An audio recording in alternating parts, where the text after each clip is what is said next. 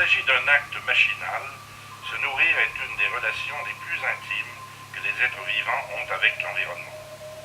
L'ingestion de nutriments est un acte de nudité biologique où chaque cellule expose sa vulnérabilité afin de recueillir les éléments favorisant son épanouissement. Ce coït nutritionnel entre les aliments et la cellule permet de donner naissance à une des plus belles réalisations de l'être vivant, le mouvement.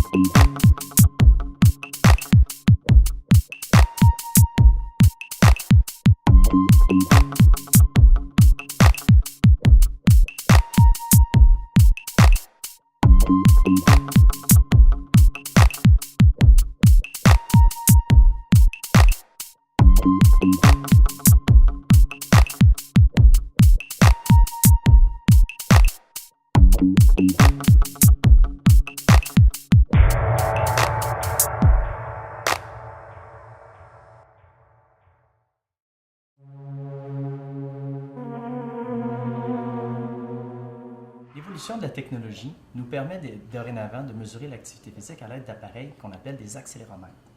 Ces petits appareils qui peuvent se porter à la ceinture, au poignet et même au bras sont en mesure de quantifier les accélérations subies par le corps lors de différents déplacements. De cette façon, il est possible de déterminer l'intensité des activités physiques pratiquées. Nous pouvons déterminer combien de minutes sont pratiquées sur une journée et également nous pouvons déterminer la quantité de calories qui sont dépensées pour chacune de ces activités. Malheureusement, ces appareils sont assez dispendieux. Généralement, un bon accéléromètre peut coûter entre 400 et 1500 $. Le principal avantage de ces appareils réside dans leur capacité à distinguer les différentes intensités d'une activité physique à l'autre. Un accéléromètre va être en mesure de savoir si vous courez ou si vous marchez. Cependant, certaines activités vont induire des biais. Par exemple, la pratique de vélo va engendrer certaines difficultés pour capter précisément la quantité de calories qui est dépensée. De plus en plus d'adeptes du conditionnement physique ont recours à des cardiofréquencemètres pour déterminer l'intensité et la dépense énergétique associées à des activités physiques. Ces appareils sont très efficaces pour mesurer avec précision les fréquences cardiaques. Cependant, ils sont beaucoup moins précis pour déterminer la quantité de calories qui est dépensée lors d'un effort. La raison est bien simple, c'est que plusieurs facteurs peuvent influencer les fréquences cardiaques autres que la consommation d'énergie.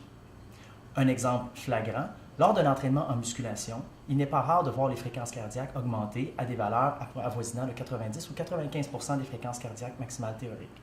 Cependant, la dépense énergétique d'une telle activité n'est pas représentée clairement par les fréquences cardiaques. Il est donc très important de connaître les limites de ces appareils. Pour une activité physique aérobie, les cardiofréquencemètres peuvent être un outil intéressant pour approximer la dépense énergétique, mais pour des activités du quotidien ou des activités plus de type musculation, ce type d'appareil induit un biais assez important.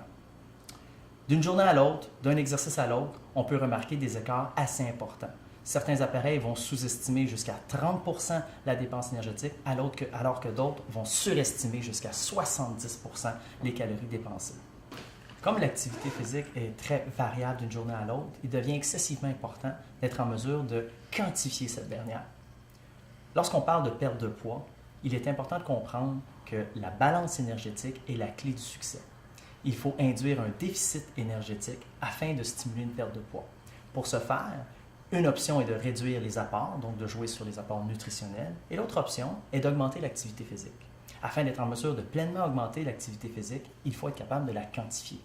L'utilisation de podomètres, d'accéléromètres ou de cardiofréquencemètres permet d'avoir une approximation de cette dernière. Il est très important de déterminer l'activité physique, non pas seulement pour une activité, mais bien pour toute la journée. L'objectif premier devrait être de chercher à augmenter l'activité physique sur 24 heures. Par exemple, l'utilisation d'un podomètre pourrait nous permettre d'augmenter l'activité physique en cherchant à augmenter le nombre de pas effectués sur une journée. Il en va de même pour un accéléromètre. Nous pouvons chercher à augmenter la quantité d'activité ou l'intensité des activités pratiquées sur une journée.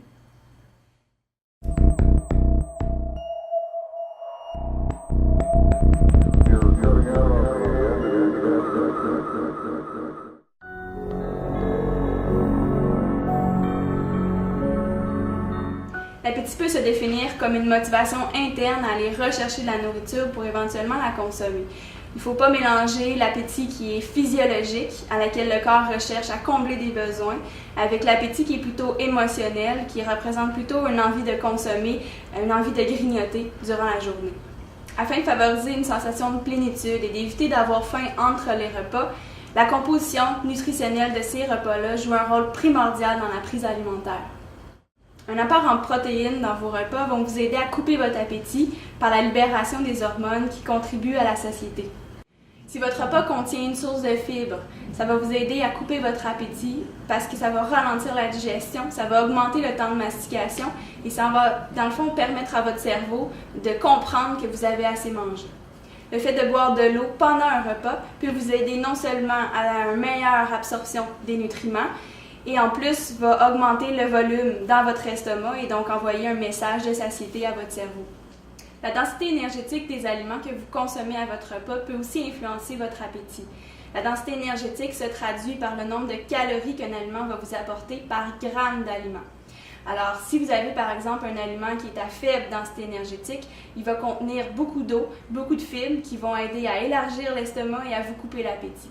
Tandis qu'un aliment à haute densité énergétique contient plus de gras, donc un plus petit volume, et va vous donner plus de calories et pas nécessairement un effet de satiété. En résumé, pour vous aider à couper votre appétit, assurez-vous que ce que vous mangez contient des fibres, des protéines et de l'eau. Prenez votre temps aussi pour manger, déposez votre fourchette après chaque bouchée, éliminez les sources de distraction comme la télévision ou l'ordinateur et assurez-vous surtout que vous ne sautez pas de repas, ce qui pourrait augmenter votre appétit au prochain.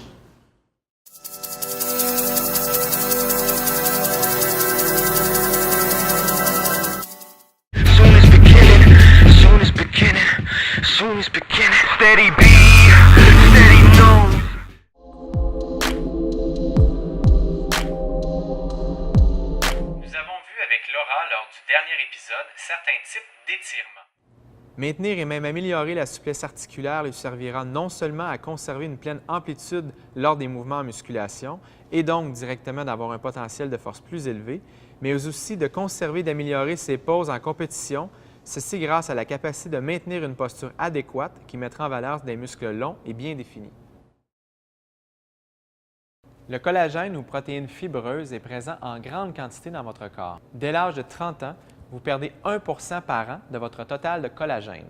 Le résultat de cette perte sera une diminution marquée de votre souplesse à mesure que vous avancez en âge. Et qu'en est-il de son application dans la vie quotidienne?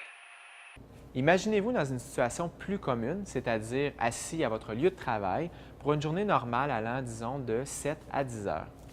De simples petits mouvements qui pourraient réellement vous aider. 5 à 10 minutes en avant-midi, à répéter en après-midi. Assis à votre poste de travail ou bien debout, c'est à votre choix. Ces exercices élémentaires d'étirement facial basés sur la technique EAI pourront relâcher vos tensions et vous préparer pour le travail. Les nombreuses heures passées devant l'ordinateur auront tendance à créer des tensions musculaires, bien souvent au niveau de la nuque, de l'épaule, du coude et du poignet. Au final, que ce soit pour s'étirer entre partenaires d'entraînement ou bien seul au quotidien, les exercices de flexibilité ont définitivement leur place et leur utilité dans une bonne hygiène de vie.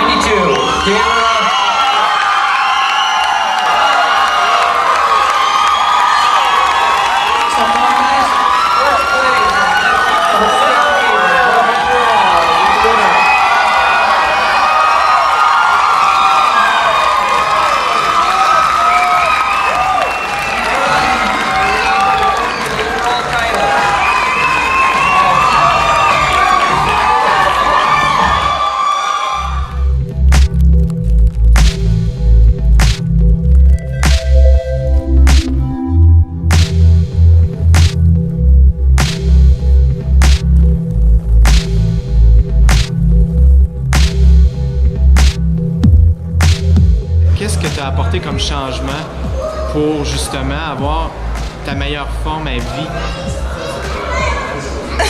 J'ai abordé Dominique, mais sincèrement, d'avoir d'eau avec moi, ça m'a motivée de savoir que les deux, on est dans le même bateau. Les courses qu'on a faites ensemble, le nombre de fois qu'on s'est forcé en revenant de travailler, on a fait notre entraînement le matin, on retournait courir le soir. Les sacrifices, de ne pas avoir notre vie sociale comme on aurait voulu. Pendant l'été, ça a été très difficile aussi. Le retour à l'école pour Dominique, j'ai eu bien des emplois, bien des stress. Je sais même pas comment j'ai fait, franchement, là. Je repense à ça, mais non, c'est vraiment d'eau qui m'a poussée. Ça m'a donné une belle perspective aussi, que oui, ça fonctionne ce qu'on a fait. Fait que si jamais lui décide de plus en faire, c'est sûr que moi, je vais être capable de dire, OK, quand j'étais avec lui, j'ai fait ci, j'ai fait ça, puis ça a marché. D'apporter une autre dynamique, c'est sûr.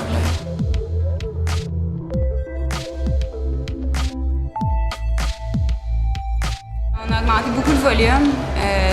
Moi, courir dehors, c'était au maximum 20 minutes, puis bon, je rentre mes clics, mes claques, puis ça finit là. Mais là, on allait un bon 45 minutes, 5 fois semaine. La fin de semaine, c'était des 1 heure. On se disait qu'on va faire des pauses la fin de semaine, on va faire du cardio. On avait notre 5-6 jours semaine de musculation en plus de ça. Fait que la course, ça a été de l'extra, mais 45 minutes, 5-6 fois semaine, ça l'accumule. Puis je pense que ça a très bien marché, là.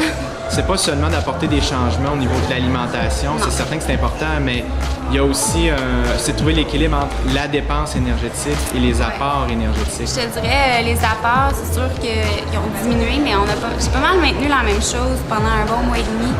Au niveau de l'apport alimentaire, puis la dépense énergétique, c'est ça qui a changé beaucoup. On a varié énormément nos entraînements, mais l'alimentation va mal rester pareil, je dirais. Là. Fait que le plus gros, je pense, c'est beaucoup l'entraînement. Les gens, c'est sûr que les gens, comme on se dit tout, on fait une diète, on perd du poids. Oui, mais maintenir une masse musculaire, d'essayer de garder le plus possible ta masse musculaire et diminuer le gras, c'est pas juste la diète qui va faire ça. Fait que l'entraînement, pour nous, ça a été le plus important, je pense. On en brûlait des calories.